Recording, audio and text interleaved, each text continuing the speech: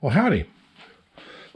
What you're looking at here is what was called by the German, or actually the Austrians, the Ruck-Zuck Gewehr, or fast-firing carbine. This is an M95 Austro-Hungarian Habsburg vintage rifle made into a carbine by the Hungarians after World War I. But they did have carbines exactly like this during World War I, though this one is chambered in 8x56R as versus the, the original 8x50R. It uses this kind of clip. It's it actually, let's see, where's the hole? There's the hole. It fits in like this actually it fits in from the top, and when it's empty, it falls out like that. This is a bolt action, but compared to other bolt actions is quite quick. Now I'm not holding it like a normal rifle, but that's how it opens and that's how it closes. As you can see, it's a straight pull and it can work much faster than a normal Mauser style or even Enfield style bolt action. Though it, oh, come on. Just a second. There. As you can see, it cocks on open as versus cocking on close, as some later ones do. This is an interesting design. It's by Ferdinand von Mannlicher and was designated in the Austro-Hungarian Empire as the M95. Now, why the pistols? Well, the carbine was used mainly by the cavalry and in the Navy. Well, if you're cavalry, you would use this. This is a 1907 Roth Steyr and was the traditional cavalry pistol of the Austro-Hungarian cavalry. And this is a 1912 Steyr Hahn, which is the standard pistol of the Army of that period. This is an 8mm Roth Steyr, and this is a 9x23 Steyr.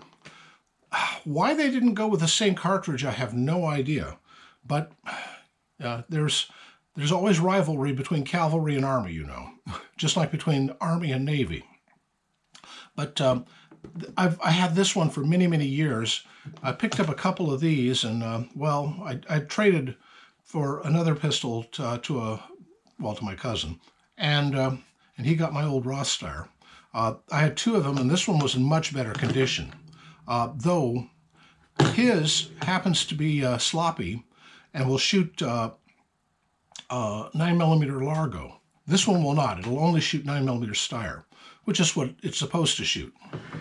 But as you can see, it looks like an original Colt, not a 1911, but one of the earlier Colts, which used a cross pin to hold the slide on.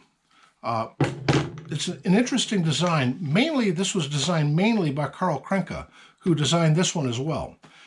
This is called the Roth Steyr commercially, but the real name of it is a Roth Krenke. Roth was the financier who backed it. Karl Krenke was the engineer who designed it, and Steyr made it. It was made at the Steyr Works factory. But it's if you ever look at the inside of one of these, I'll do another video showing the workings of the magazine, etc. on this thing later on. But it is just one of the most beautiful pieces of steampunk engineering I've ever seen. You could never make this today. It would be tens of thousands of dollars just to have an engineer or a gunsmith put one of these together. There's so many little parts, and every little thing on here has to be milled out. And it would be a nightmare to make, but it's a beauty to shoot and to look at and to field strip and play with. This one ain't bad. Both of these work on a rotating bolt system, meaning when I cock it, the barrel actually rotates. Ditto this one. And it's just a beautiful pistol, I think. Anyway, I like old pistols, and these two are just examples of the early 20th century, late 19th century design. Well, this came out in 1907 and this came out in 1912. And yeah, put the hammer down. Steyr Hahn means it was made by Steyr, and it has a hammer. That's why it was called the Steyr Hahn. It's just called the M1912 in Austro-Hungarian service, and this is called the M1907.